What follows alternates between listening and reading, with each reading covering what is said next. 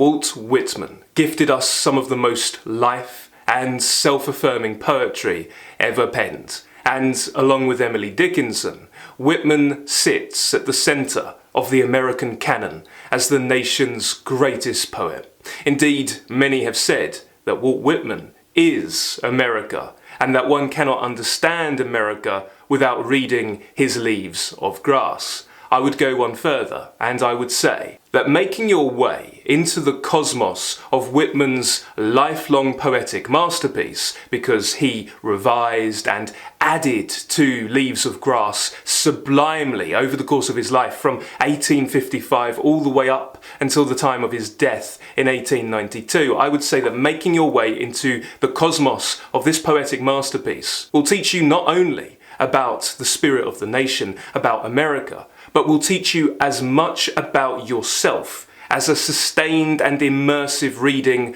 of Shakespeare and scriptural wisdom literature will teach you. Chanting Walt Whitman's poetry, either alone and by yourself and quietly, or out loud and proud and to other people. Chanting his poetry is medicinal, and Walt Whitman's poetry is a powerful antidote for those periods of life where we find ourselves struck by depression and bleak despair, when we find ourselves mired in melancholy. Whitman is the most intimate of poets. He reaches out and he puts an arm around us. He takes us by the hand and he assures us that we need not worry about death, and he convinces us to embrace life. We can find a tremendous example of the Whitmanian ethos in the poem O Me, O Life, in which, after thinking through the profound problems in the world, the sense of constant self-reproach, the negative voice of self-criticism, the plodding and sordid crowds around him, the sense of the years moving on and being empty and useless, after all of this, Whitman poses the question: what good is there amid all these woes? What good is there in life? And he comes to an answer that he offers to us so that we can go on living. He says that the good of life is that you are here. The good is that life exists and identity exists and the powerful play goes on. He's speaking, of course, about the play that is all of life. As Shakespeare taught us, all the world's a stage, and all the men and women merely players. The powerful play goes on, Whitman says, and you may contribute a verse. And your verse need not be poetry, though it could be. Your verse is what you do with your life. Your verse is your vocation. Your verse is your passion, it's your self-expression, it's your engagement with other people. Your verse is how you make a celebration of your life. And today, because we're going to be conducting some deep appreciation and read-throughs with our Walt Whitman lecture series at the Hardcore Literature Book Club at patreon.com/hardcore literature, today I want to share my love of his poetry with you. And I would like to talk to you about how you can bring yourself fully to his work and overcome his difficulties. Because Walt Whitman is a very difficult poet. Now, he appears easy and simple and straightforward, and throughout his poetry he tells us that he's stripping everything back. He's telling us how it is, but all of this is a guise, it's performative, it's a smokescreen.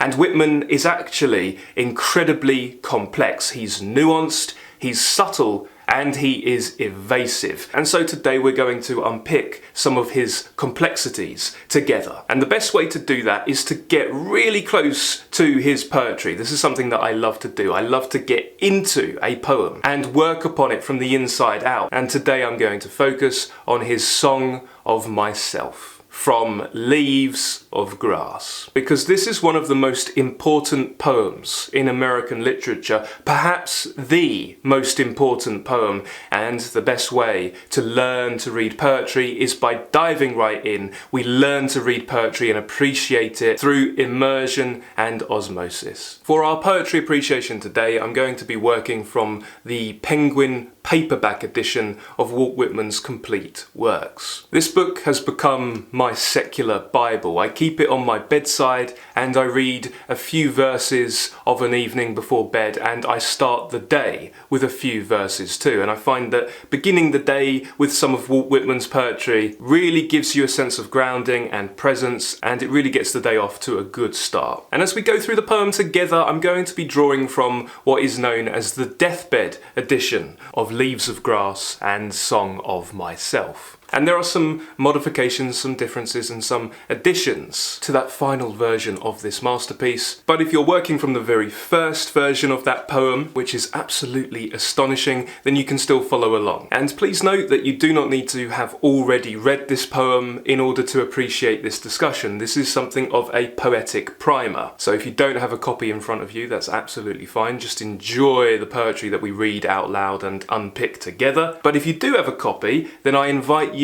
now to lovingly crack it open and read along with me. Let's start at the beginning with the very first stanza of the first part of Song of Myself, because there is so much packed into just 3 lines, and we're going to also examine the title of the volume, Leaves of Grass, in a moment, because the title of this collection is a poem unto itself, a 3-word poem that opens us up to endless meditation. But let's just launch straight in and start getting our bearings with Whitman. Song of Myself begins famously, iconically, I celebrate myself and sing myself, and what I assume you shall assume, for every atom belonging to me as good belongs to you. Now, when Whitman first published this, there was originally no title. Then he changed the title to Poem of Walt Whitman, an American, and then he changed it to Song of Myself. Now, it's important to understand that when Leaves of Grass first appeared and when people read Song of Myself, there was a scandal.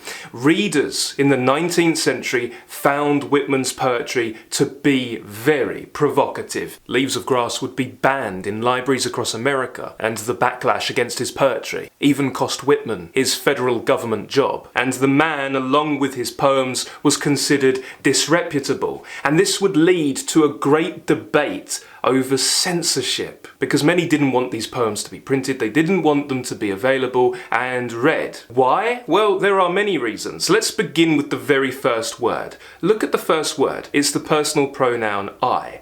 I celebrate myself. Now, great epic narrative poems, which is really what Song of Myself is. It's absolutely epic in scale, it encompasses the grand and small. Epic poems would traditionally begin with an emphasis on their subject matter and an imploration to the muse. If you read the epics of Homer, the Iliad and the Odyssey, if you read Milton's Paradise Lost, these epics begin with the poet singing to the muse and asking for divine inspiration. Divinely inspire me, O muse, so that I can sing of these grand themes of war, of man's first disobedience, and whatever lofty theme of the human condition is up for exploration. But Walt Whitman makes I, the individual, the subject of his epic, and this would have been seen as incredibly self-absorbed. And we're very much used to this today. We're very much used to individuality in poetry, but at the time this would have been incredibly shocking, as would Whitman's exploration of self-love. Love of others too, but most certainly he is celebrating himself. For Whitman, loving oneself is loving other people, and loving other people is honouring the divine within oneself. Whitman's poetry is a beautiful extension of English romanticism, and it's hard to feel the shock of the original readers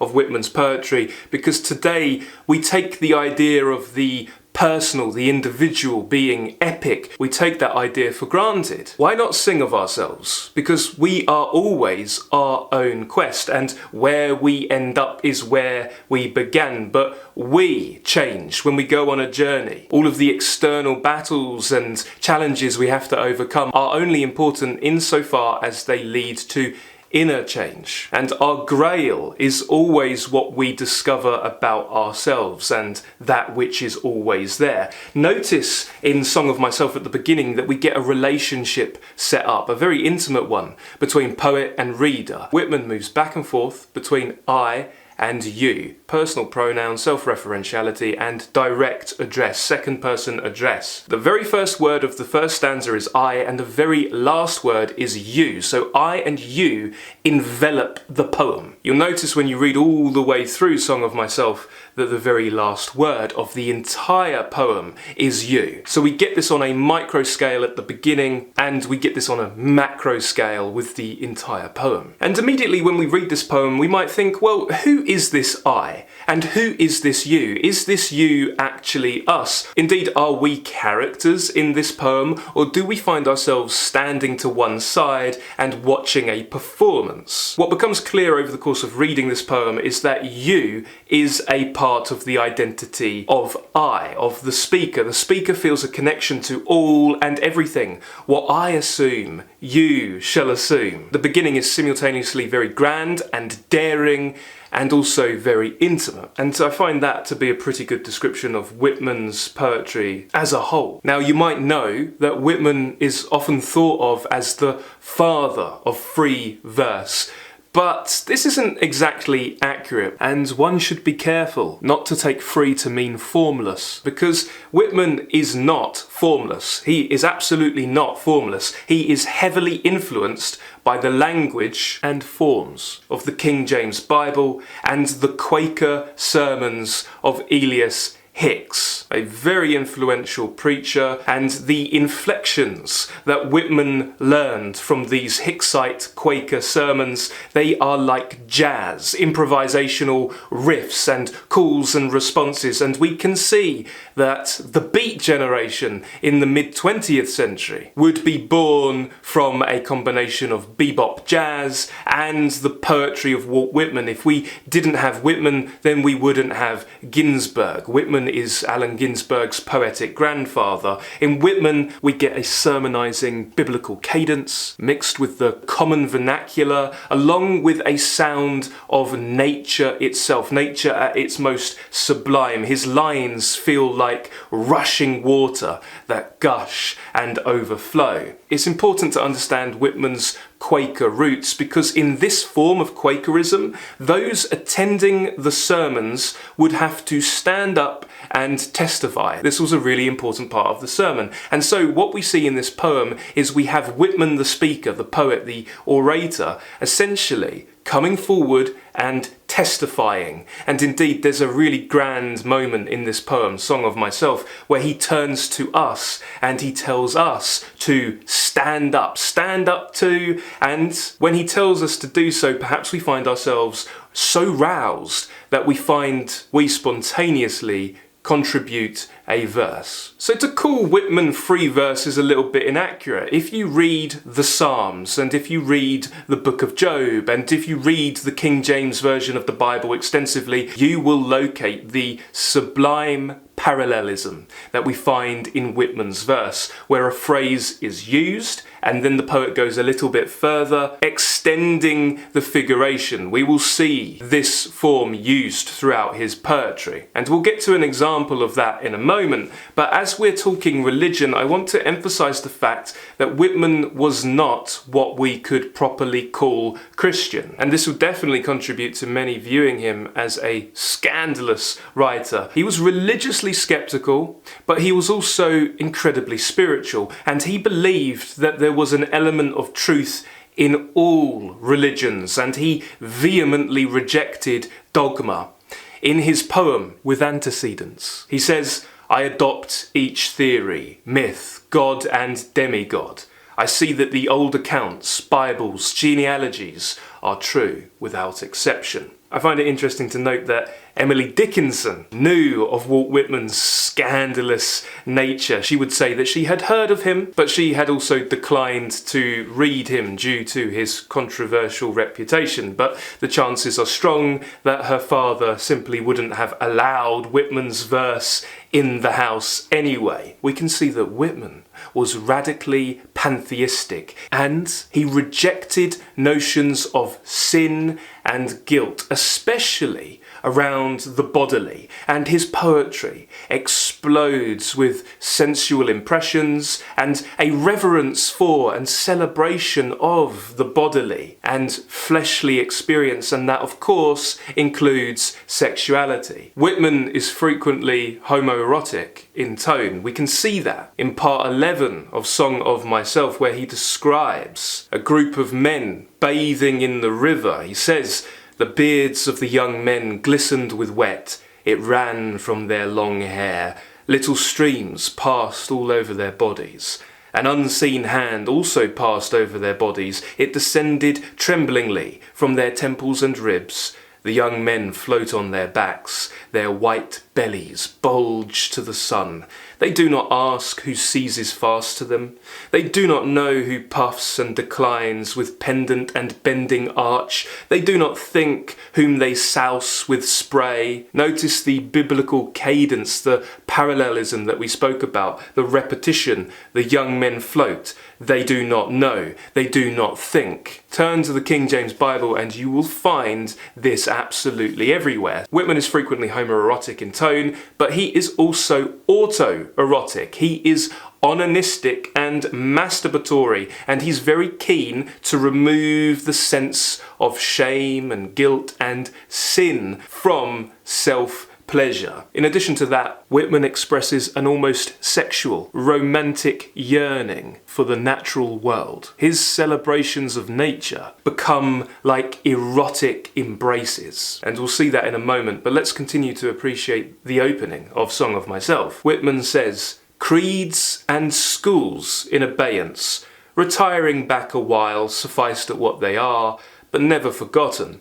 I harbour for good or bad, I permit to speak at every hazard, nature without check, with original energy." So for Whitman, he believes in the divine force of the universe. He's rather Neoplatonic in his sentiments. He believes in the spirit of the one in everything. He's not interested in dogma. And like William Shakespeare before him, Walt was essentially at war with the Puritans. Shakespeare constantly would have his livelihood threatened, and the theatres would be shut because the Puritans were upset about the cross-dressing. They were upset about the bawdy jokes, the licentiousness that pervaded the atmosphere of the theatre, and Whitman would engage in this war too. And Walt Whitman wanted to solicit a phrase from William Blake. He wanted us to break free of the mind-forged manacles of sin and guilt. Without a doubt, many readers would not have liked Whitman's erotic tone. They would not have liked the fact that he was praising the flesh and the earthly appetites, and they most certainly wouldn't have liked the fact that he makes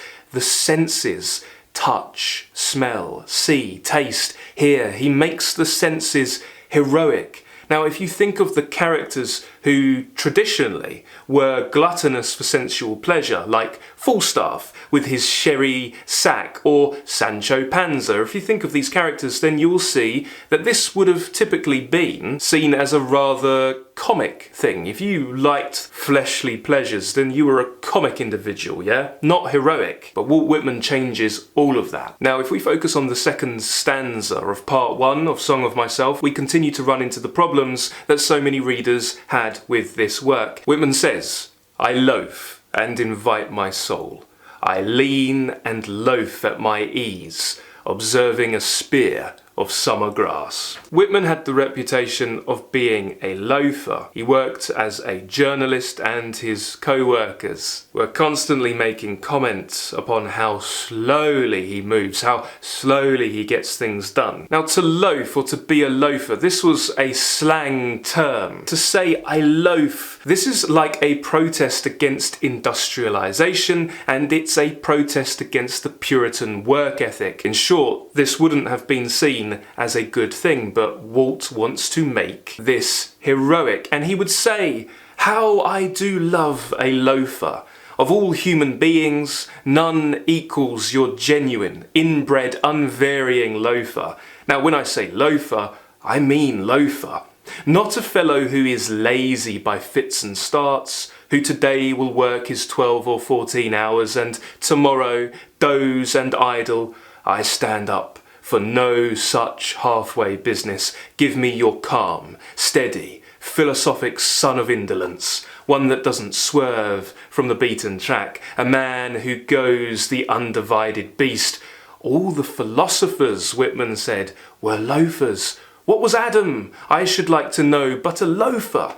Did he do anything but loaf? Who is foolish enough to say that Adam was a working man? We're just a few lines into Song of Myself, and you might already find yourself asking, when did you last loaf? When did you loaf at your ease, observing a spear of summer grass? Whitman's poetry is a nice reminder to slow down and appreciate the gift of the natural world, the gift we have been given, the gift that is our bodies too. Notice that Whitman invites his soul to loaf. That's what he says. And in Whitman's poetry, we see that the poet apprehends multiplicities of his psyche, different components of who he is. There are 3 psychic agencies of self in Whitman's poetry. There's the external self, which is persona. That's Walt Whitman, one of the roughs, an American. Then there's the inner self. Whitman refers to this as the me, myself. And then there's the soul, or my soul. We can see in Walt Whitman's poetry that he struggles to unite these 3 psychic agencies together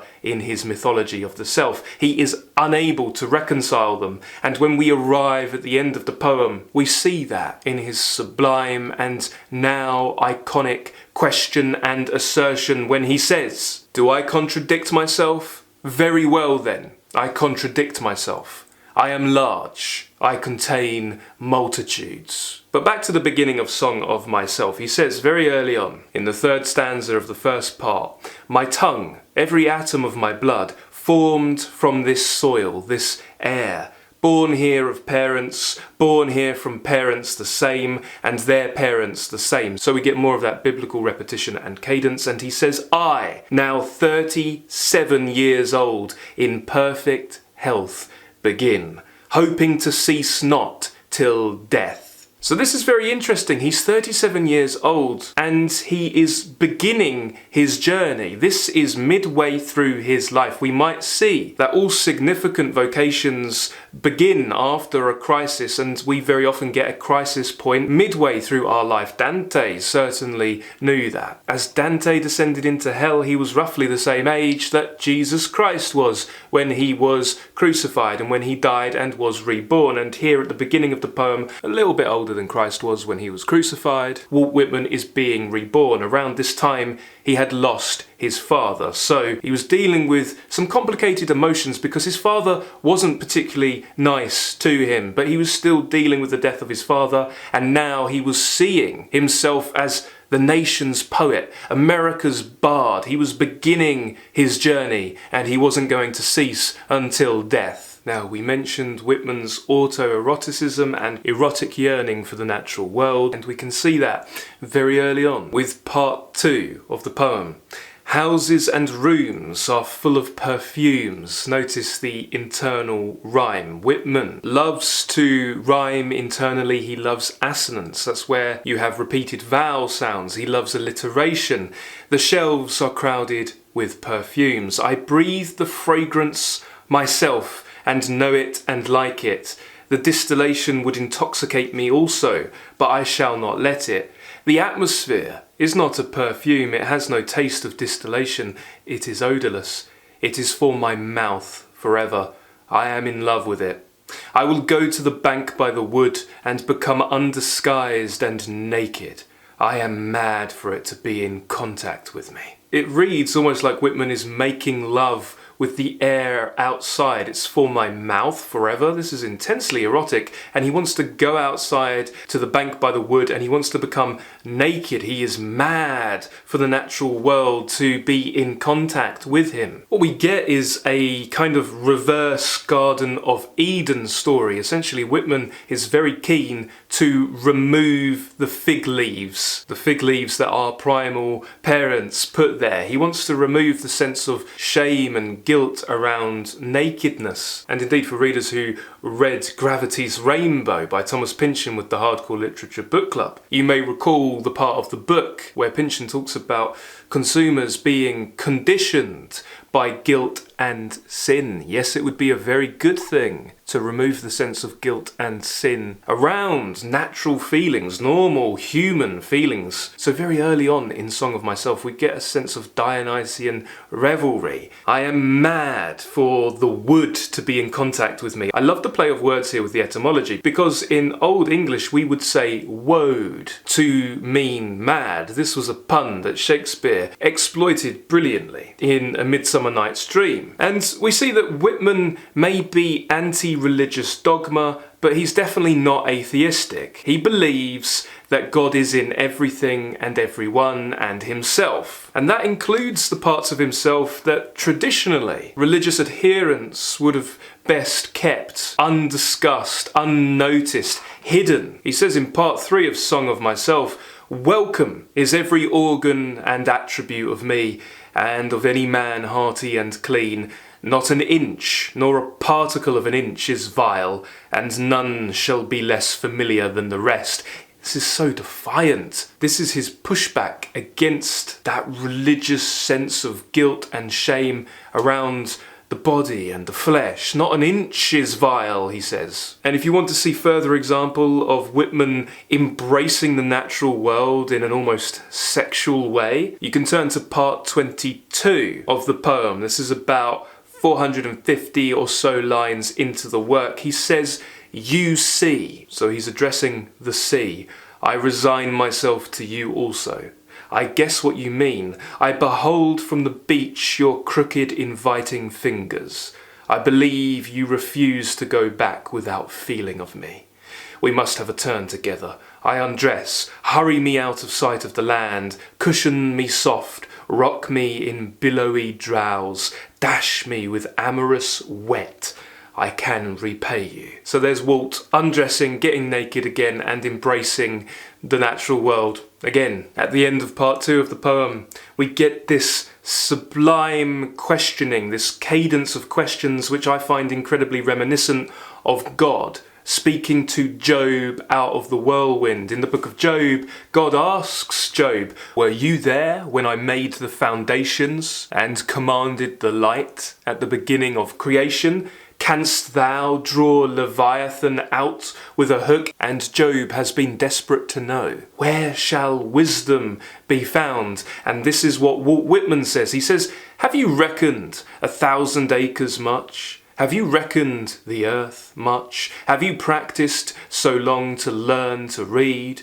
Have you felt so proud to get at the meaning of poems? For Walt and for us, wisdom shall be felt at the centre of his poem, and Whitman is his poem, which is his self, and at the centre of this dizzying, intoxicating cosmos, we find ourselves too." He goes on to say, "Stop this day and night with me, and you shall possess the origin of all poems." That's one of my favourite lines of all time. "You shall possess the good of the earth and the sun." This feels to me rather like an erotic invitation. This is incredibly intimate. This is almost like an erotic invitation to go to bed with Whitman. "Stop this night and day with me, and you shall possess the origin of all poems." And we think, well, Whitman, what are you asking us really? What are you asking us to do? And what are you likening the reading experience, the experience of reading a poem to?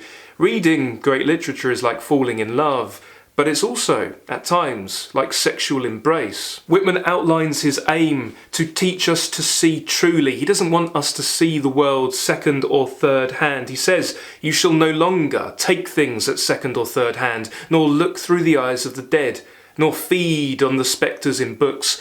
You shall not look through my eyes either, nor take things from me. You shall listen to all sides and filter them from yourself." And this is what we want from poetry. I'm reminded of another Blakean phrase, the idea that if the doors of perception were to be cleansed, everything would appear as it truly is, infinite. And that's what poetry gives us. It takes the veil away, it takes the illusion away, it gives us a peek into the divine experience behind all things. And we continue to get the anti-puritanical, defiant tone, and also an Eastern philosophy coming through, a spiritual philosophy come through at the beginning of part 3, when Whitman says, I have heard what the talkers were talking, the talk of the beginning and the end, but I do not talk of the beginning or the end. There was never any more inception than there is now, nor any more youth or age than there is now. Notice the repetition of now at the end of the sentence. And will never be any more perfection than there is now, nor any more heaven or hell than there is now. What is Whitman telling us to focus on? He's trying to bring us into the present moment. He's trying to take away our concerns about tomorrow and our regrets about the past and truly live in the here and now and to embrace the present moment. And we can begin to do that by accepting and embracing the fact that body and soul are one. He says this, he says that he is poet of body and soul, of man and woman. Whitman is poet of everyone. Yes, he's a great American poet, but in being the voice of the American nation, Whitman accesses the universal and he speaks straight to the heart of the human experience. Yes, we get something of the Neoplatonic come through. We can definitely hear the transcendentalist philosophy that so affected him that Whitman learnt primarily from Ralph Waldo Emerson. And American transcendentalism is a philosophy that believes in the inherent goodness of nature and of people, particularly when people are away from society and its corrupting influence. I think we can see Walt Whitman as something of a monist, very much like John Milton before him, because for Whitman, though there are partitions in his psyche, different manifestations of the self, we do not get a sense of duality of body and soul. They are intertwined, and reading through the poetry of Walt Whitman, we get the sense that we can attain the spiritual through the bodily. And despite his barbs at religious dogma, the Whitmanian ethos is a spiritual one. He says that the unseen is proved by the seen, and he tells us that the soul is not more than the body. If you look to part 4 of Song of Myself, you can see another marker of Whitman's poetry, and that is the catalogue. This is a marker of epic poetry too. Lists and catalogues and long descriptions. In Homer we have lists of soldiers, we have lists of weaponry as men prepare to do battle, and in Whitman he gives us a vast panorama. He catalogues the natural world, and he also catalogues the concerns of modern man and woman. He says in part 4, trippers and askers surround me, people I meet, the effect upon me of my early life, or the ward and city I live in, or the nation, the latest dates, discoveries, inventions, societies, authors old and new, my dinner, dress, associates, looks, compliments, dues, the real or fancied indifference of some man or woman I love, the sickness of one of my folks or of myself, or ill-doing or loss or lack of money, or depressions or exaltations, battles, the horrors of fratricidal war, the fever of doubtful news, the fitful events.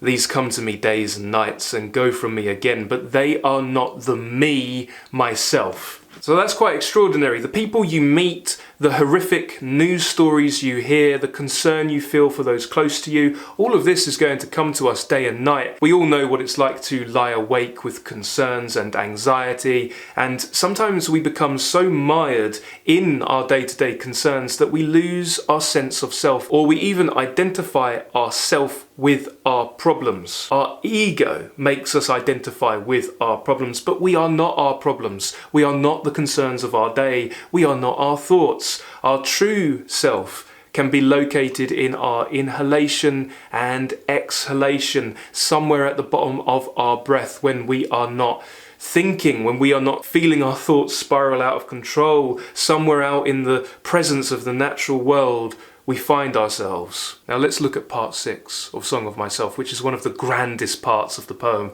Indeed, there are many grand parts, but this is a personal favourite. A child said, "What is the grass?" Fetching it to me with full hands. How could I answer the child? I do not know what it is any more than he. I guess it must be the flag of my disposition, out of hopeful green stuff woven. Or I guess it is the handkerchief of the Lord, a scented gift and remembrancer designedly dropped, bearing the owner's name some way in the corners, that we may see and remark and say, whose? Or I guess the grass is itself a child, the produced babe of the vegetation, or I guess it is a uniform hieroglyphic, and it means sprouting alike in broad zones and narrow zones, growing among black folks as among white, Canuck, Tuckahoe, Congressman, Cuff.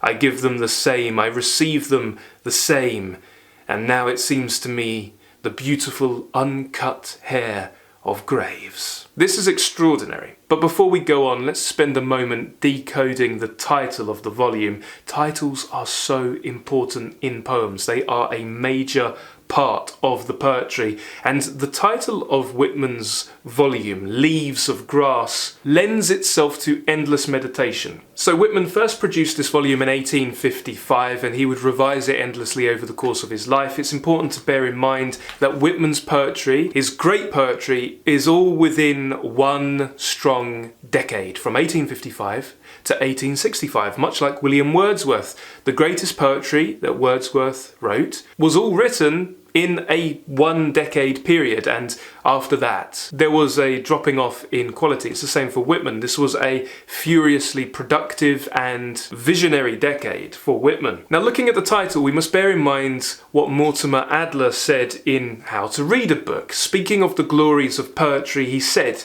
"The imaginative writer tries to maximize the latent ambiguities of words in order thereby to gain all the richness and force that is inherent in their multiple meanings." Latent means hidden, concealed, not yet made manifest. And if there's only one meaning, it's not a poem. Every line of poetry needs to have multiple meanings. It has to be open to endless meditation, and the more potential meanings you can find, the greater the poem. Now, Leaves of Grass is a complex metaphor, and it's very elusive. It alludes to the Bible and to the tradition of Western poetry generally. In the Bible, we get the idea, in the book of Isaiah, in the Psalms, for example, we get the idea of flesh being grass. Now, leaves also means pages. Printers in the 19th century would refer to bundles of paper as leaves. So leaves literally means leaves in the natural world, but it also means pages in a book, it means paper, and it also means flesh. And in addition to that, it means all of life too. It means the inner psychic life and the soul of the poet. And Whitman's poetic genealogy, as we mentioned, traces its lineage back through English Romanticism, and there we can find a clue to what this metaphor of leaves has to teach us in Percy Bysshe Shelley's Ode to the West Wind, when he says, "Drive my dead thoughts over the universe like withered leaves to quicken a new birth." So Whitman takes up this trope of leaves and he sublimely extends it. The leaves of grass in this volume are Whitman's thoughts, and he's driving them over the universe to quicken a new birth, and his thoughts are reborn in us. Essentially, the title Leaves of Grass tells us that all is contained in the poem. The poem is the self, it is the mortal flesh, and it is the immortal soul. All is within its pages, in the same way that all is in the grass when we run our hands through the grass outside and we ask,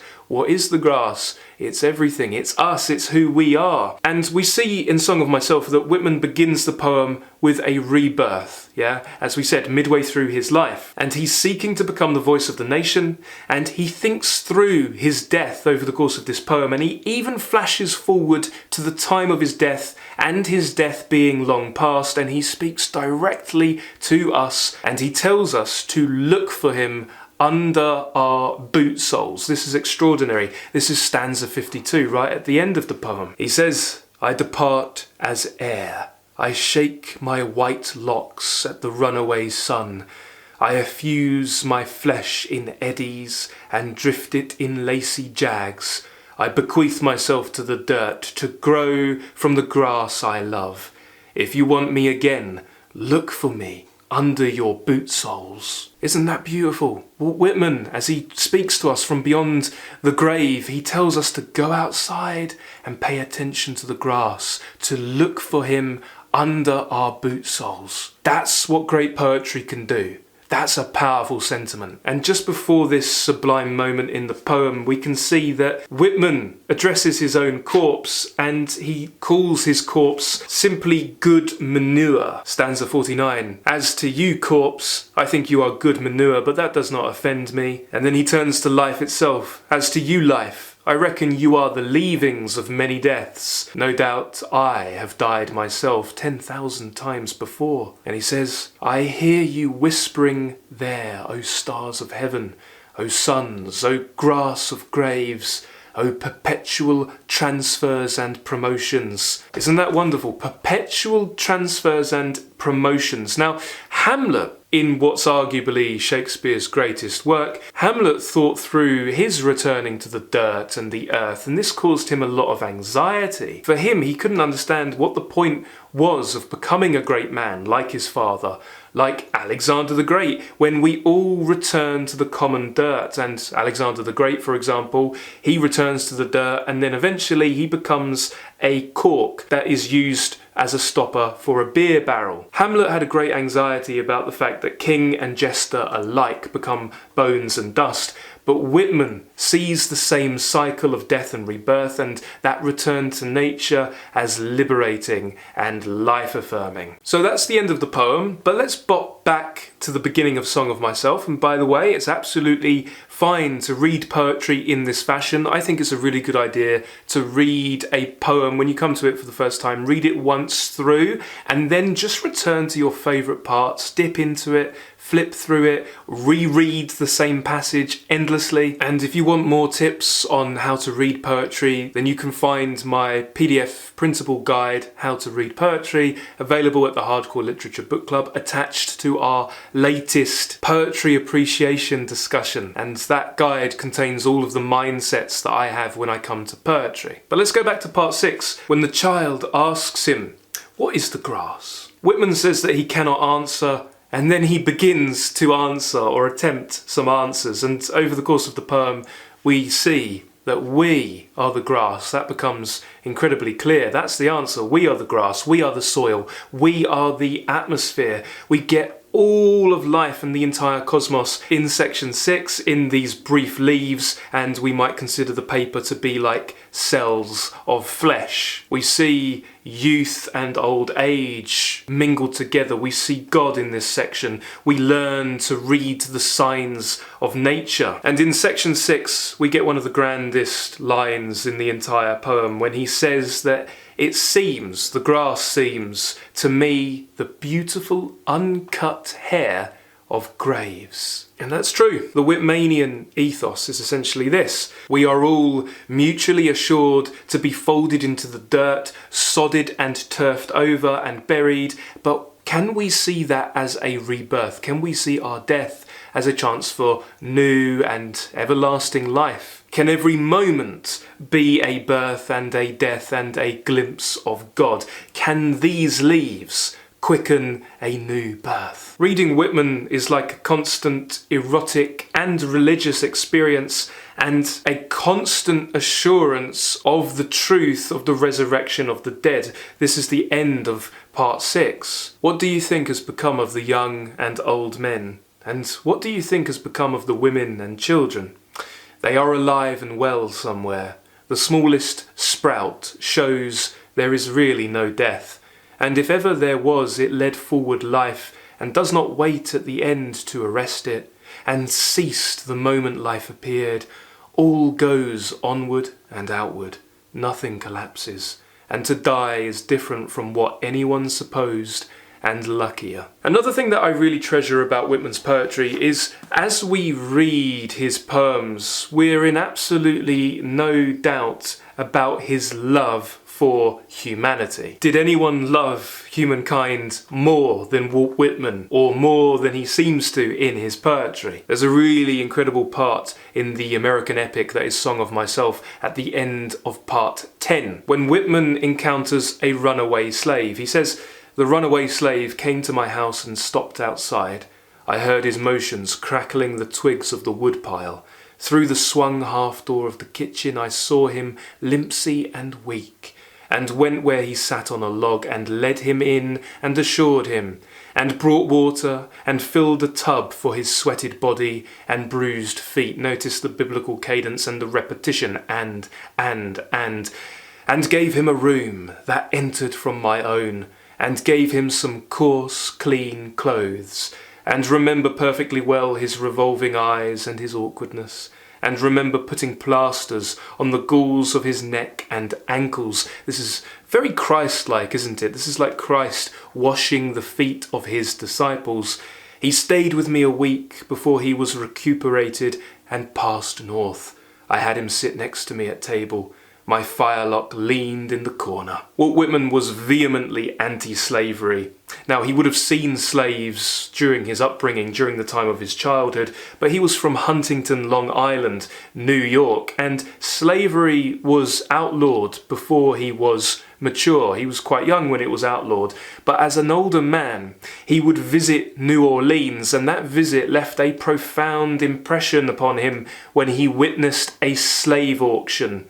And in 1856, he would write to the men of the South and say, "You are either to abolish slavery or it will abolish you." And Whitman would draw from this experience in his poem, I Sing the Body Electric, which we will be breaking apart together in our next Whitman lecture exclusively at the Hardcore Literature Book Club, which again is at patreon.com/hardcore literature. If you're able to turn to the poem, I Sing the Body Electric, I would invite you to turn to stanzas 7 to 8, or just listen as I read them to you. Whitman says, "A man's body at auction. For before the war, I often go to the slave mart and watch the sale.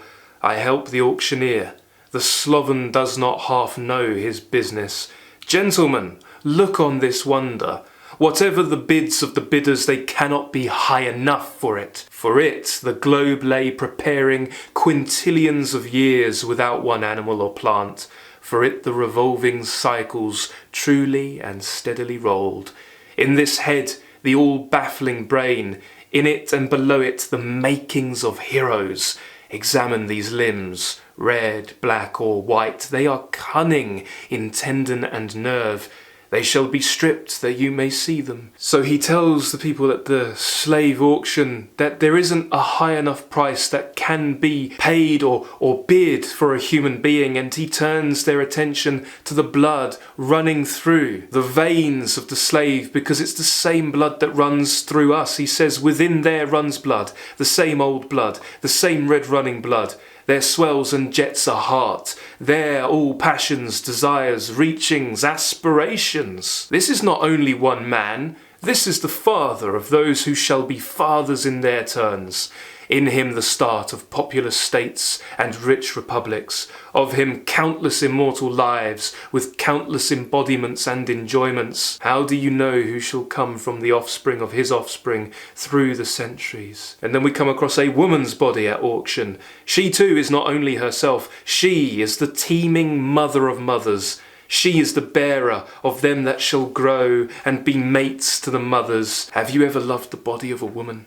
Have you ever loved the body of a man? Do you not see that these are exactly the same to all in all nations and times all over the earth? If anything is sacred, the human body is sacred. And returning to Song of Myself, Whitman would write, "I am the hounded slave, I wince at the bite of the dogs. Hell and despair are upon me, crack and again crack the marksman.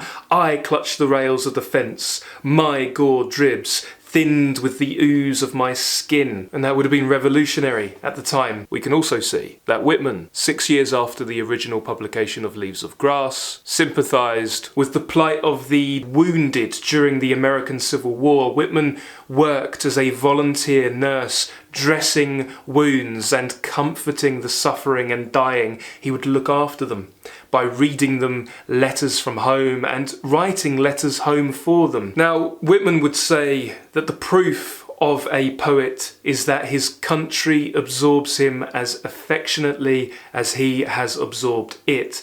And it took a little while for the nation to absorb Whitman and to recognise that he was indeed the voice of the nation for the scandalous reasons outlined. But one thing that really helped endear him to the nation was his sympathy for the fallen president, Abraham Lincoln. We get Whitman's sympathy come through in several poems mourning the president after his assassination. The two most worthy of your attention are "O Captain, My Captain" and "When Lilacs Last in the Dooryard Bloomed." And that poem is one of the most sublime elegies in all of English literature, and we will also be appreciating this masterpiece in depth at the Hardcore Literature Book Club. But let's return to Song of Myself and let's look at part 17, because Whitman says something extraordinary. He tells us that the thoughts contained within his poem are really the thoughts of all men in all ages and lands. They are not original with me. If they are not yours as much as mine, they are nothing,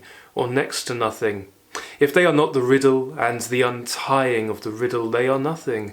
If they are not just as close as they are distant, they are nothing. So remember that Whitman's intention was to show us the origin of all poems, and here he tells us that the thoughts contained within this poem are not original with him. And so what he is doing is taking us beyond him to a spiritual centre of the universe that is beyond words, that cannot adequately be expressed. And he is absolutely right. A poem is nothing if it doesn't speak the thoughts of the reader and the writer, or at the very least it's next to nothing. Emerson would put it best, and indeed Whitman thoroughly inhaled the essays of Emerson and he loved his lectures. He would go on to deny Emerson's influence later, but he did reach out to Ralph Waldo Emerson with the first copy of Leaves of Grass, and Emerson wished him well and told him, "I greet you at the beginning of a great career."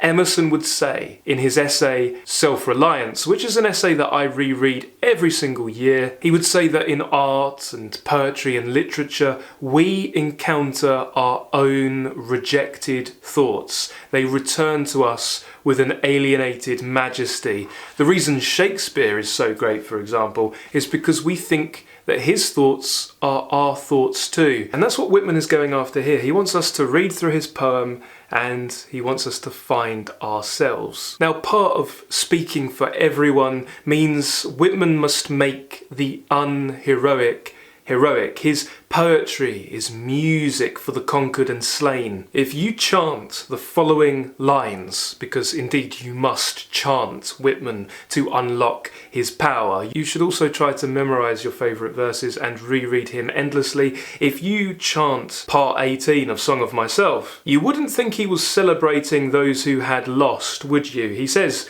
"With music strong I come, with my cornets and my drums. I play not marches for accepted victors only. I play marches for conquered and slain persons. Have you heard that it was good to gain the day? I also say it is good to fall. Battles are lost in the same spirit in which they are won. I beat and pound for the dead. I blow through my embouchures my loudest and gayest for them. Vivas to those who have failed, and to those whose war vessels sank in the sea, and to those themselves who sank in the sea, and to all generals that lost engagements, and all overcome heroes, and the numberless unknown heroes equal to the greatest heroes known." And I find Whitman's championing of everybody, every man, every woman, hero and unsung hero, I find this to be incredibly healing. In the same way that Whitman dressed the wounds of fallen soldiers, he also would offer us healing words and mantras for revival. How's this for a restorative mantra towards the end of part 20 of Song of Myself? I exist as I am, that is enough. If no other in the world be aware, I sit content. And if each and all be aware, I sit content. Another one of my personal favourite parts of Song of Myself, and indeed I implore you to pay attention to the parts of the poem that resonate with you the most, because there'll be some stanzas, some parts that you perhaps feel like gliding over, and then there will be moments that are really striking, really personally resonant. You want to spend a lot of time over those favourite parts and unpick and appreciate them and figure out why they resonate with you specifically at this moment in your life. One of my favourite parts is part 24, when he says, "Whoever degrades another degrades me, and whatever is done or said returns at last to me. I speak the password primeval, I give the sign of democracy. By God, I will accept nothing which all cannot have their counterpart of on the same terms." And then he says, "Through me, many long dumb voices." How's that for a poetic aim? If you write poetry yourself, you might want to consider yourself a channel for many long dumb voices, voices of the interminable generations of prisoners and slaves, voices of the diseased and despairing, and of thieves and dwarfs, voices of cycles of preparation and accretion, and of the threads that connect the stars, and of wombs, and of the father stuff, and of the rights of them the others are down upon, of the deformed, trivial, flat, foolish, despised, fog in the air, beetles rolling balls of dung. Whitman goes on to say, "I believe in the flesh and the appetites. Seeing, hearing, feeling are miracles, and each part and tag of me is a miracle." When we read through Whitman, we learn to better tune in to the world around us, the natural world. We learn to hear and see better, and we learn to touch, and we realise just how miraculous it is to be able to reach out and touch another, or to be touched. Whitman's poetry is incredibly tactile. And if we find ourselves recoiling a little bit at that, then perhaps that's some of that religiously conditioned sin and guilt lingering behind that Whitman is so desirous to remove for our benefit. For Whitman, touching another opens up new vistas of identity. And he tells us in part 30 that all truths wait in all things and exist in touch. So poetic truth absolutely is feeling rather than knowing. Poetic truth is about intuiting. And this is why Mortimer Adler tells us that beauty is harder to analyse than truth. Adler would say, imaginative literature, and indeed poetry is the crown jewel of imaginative literature primarily pleases rather than teaches. It's much easier to be pleased than taught, but much harder to know why one is pleased. Beauty is harder to analyse than truth. And criticism and poetic appreciation is all about making the implicit explicit. What we're trying to do here when we discuss a poem is we're trying to verbalise that which we feel on the unconscious level. And so as you read through Whitman, or indeed any great poet, what you want to do is frequently check in with yourself. You might do this on a line-by-line basis or a verse-by-verse. Check in and just notice what emotions you feel. What is your response to the poem? What images are thrown up in your mind's eye? What insights come to you? And see what is the work doing to you. And as I read Whitman, I get an overwhelming sense that I have the poet's arms around me in a loving embrace. Whitman says that logic and sermons never convince. Only what nobody denies is so. This is part 30, by the way. And with extraordinary poetry, we can take a single line and we can meditate upon that for our entire life. Only what nobody denies is so. We might ask ourselves, well, what does nobody deny? It sounds paradoxical, but perhaps you can feel what he's trying to say. Perhaps you can feel the truth of it. And indeed, if you reach out and touch someone, you will know the truth, or you will get a sense of truth, of poetic truth, and you'll find what nobody denies. Reach out and touch someone, and you will know we are. You are. I am. You will be convinced of your own existence, of being. Perhaps you will be convinced of God and divinity. Perhaps you'll be convinced of love. Perhaps if you touch another, you will know, you will not be able to deny that love exists. Now, dozens of stanzas on into the poem, we see that Whitman continues to answer the child's question about the grass, and thus about all being and all of life. Here's stanza 31, and this really is one of my favourite parts of the poem. I know I have a few, but this is definitely one of them. He says, "I believe a leaf of grass is no less than the journey work of the stars." And of course, we align grass with flesh and ourselves and our souls, and so we can extrapolate and we can see ourselves as no less than the journey work of the stars. "And the running blackberry would adorn the parlours of heaven, and the narrowest hinge in my hand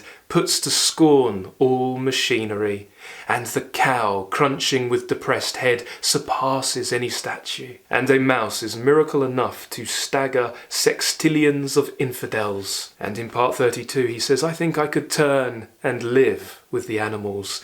They are so placid and self-contained.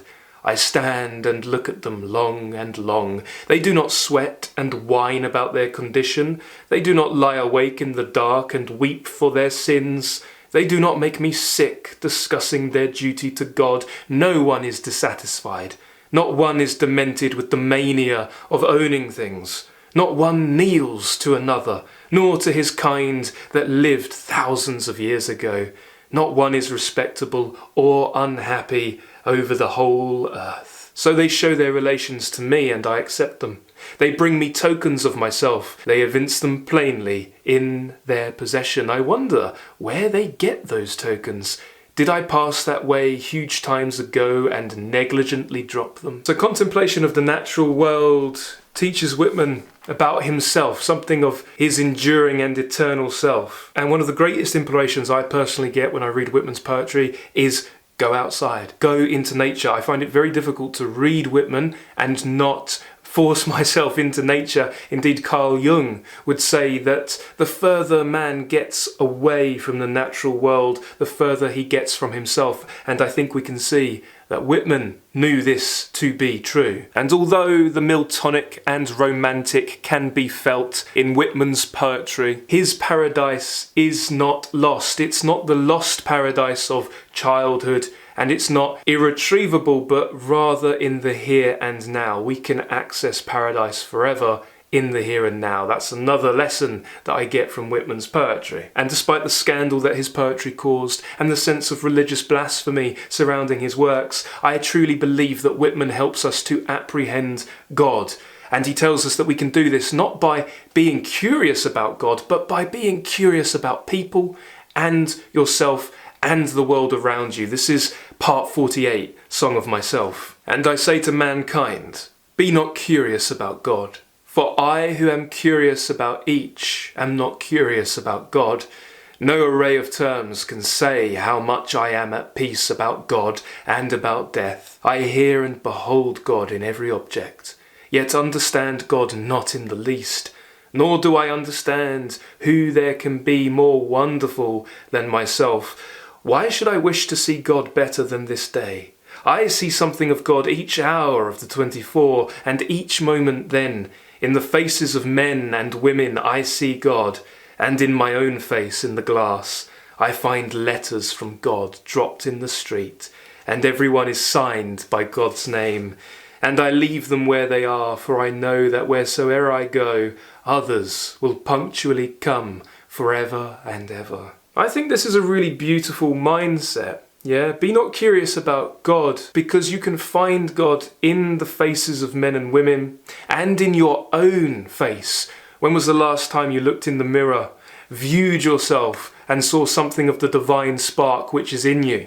When have you allowed yourself to love yourself that much? And when you can do that to other people, and your love for others is ultimately an expression of your self-love, which in a roundabout way is a way of honouring the divine. I love the fact that Whitman returns to the trope of dropped, signed letters from God. He finds them in the street, he finds them in the fields, and thus he continues to riff on the title, Leaves of Grass. These letters are leaves, and leaves are flesh, and leaves of poetry are the word made flesh, and thus we find in the world, and in poetic expression of our deepest, most human and authentic inmost self, we find God. And as one gets to the end of Song of Myself, Whitman comes to the sublime realisation that he's done the best he can do when it comes to expressing the inexpressible, and at a certain point, the glories of the self and who we are is who everybody is, the spirit of ourself is in all and everyone. This is ultimately inexpressible,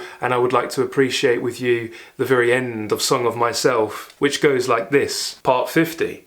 There is that in me, I do not know what it is, but I know it is in me. Notice how broken up the line is. There is that in me, I do not know what it is, but I know it is in me. Wrenched and sweaty, calm and cool then my body becomes. I sleep long. I do not know it. It is without name. It is a word unsaid. It is not in any dictionary, utterance, symbol. And we get this glorious ascension, which is also a death. We get a death and a rebirth, and we get a sense of eternal life. And after conceding that yes, he does contradict himself, and that's because he contains multitudes, he tells us that he is untranslatable. And in some of the most sublime poetry in the history of American literature, indeed the history of literature generally, part 52, Whitman says, "The spotted hawk swoops by and accuses me. He complains of my gab and my loitering. I too am not a bit tamed. I too am untranslatable. I sound my barbaric yawp over the roofs of the world. The last scud of day holds back for me. It flings my likeness after the rest, and true as any on the shadowed wilds, it coaxes me to the vapour and the dusk." And he says, "I bequeath myself to the dirt, to grow from the grass I love. If you want me again, look for me under your boot soles. You will hardly know who I am or what I mean, but I shall be good health to you nevertheless, and filter and fibre your blood. Failing to fetch me at first, keep encouraged. Missing me one place, search another. I stop somewhere, waiting for you." Now, we are just scratching the surface with the poetry of Walt Whitman, but I hope you can feel some of his power now. And at the Hardcore Literature Book Club at patreon.com/hardcore literature, we will be enjoying more of Whitman's poetry together. As you may know, at time of recording, we are reading John Steinbeck's East of Eden, and we are gently moving back and forth between Whitman and Steinbeck, and I think readers will discover that these two are incredibly complementary writers. At time of recording, we have a lecture on Shakespeare coming up, we have our next Steinbeck, and then we are going to explore more Whitman. And to see the assigned poems for our very next Whitman lecture, please check out the post for this discussion at the book club. And I'm going to leave it there for today, but I would love to say a huge thank you for watching, thank you for being here and reading along with me. Thank you so much for appreciating one of my favourite poets of all time, and I would love to know, what do you make of the poetry of Walt Whitman? What is your experience with his poetry and with poetry generally? Let us know what Whitmanian lines resonate most profoundly with you. Have a lovely day, everybody, and happy reading. Bye-bye for now.